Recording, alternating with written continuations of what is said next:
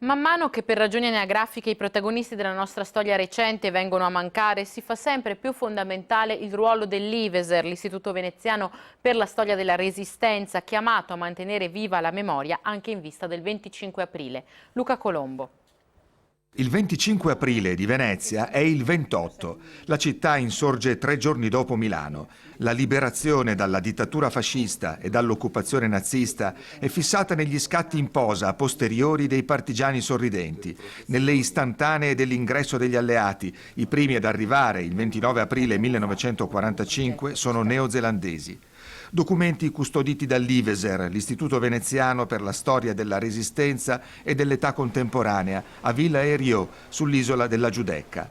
Con IVESER vi hanno sede altre associazioni, accomunate dalla missione di trasmettere al futuro il testimone dei fatti, raccolto dai protagonisti. Questa dove siamo è la Casa della Memoria della Storia del Novecento veneziano. C'è ovviamente un'attività di raccolta della documentazione e di archiviazione, di ricerca molto importante e di pubblicazione e divulgazione. Noi accogliamo sia studiosi che studenti tirocinanti, per esempio universitari, studenti delle scuole che vengono in visita, ai quali offriamo sia laboratori di storia proprio sulle fonti, sui documenti, che itinerari di storia, itinerari della memoria nella città, tra cui l'itinerario della Resistenza, ma anche per esempio il Risorgimento, la Prima Guerra Mondiale. A Villa Erio, l'Istituto Veneziano per la Storia della Resistenza e dell'Età Contemporanea sta attrezzando un percorso permanente. Quest'anno speriamo di arrivare anche ad avere un allestimento espositivo, sia di materiali originali che filmici che fotografici,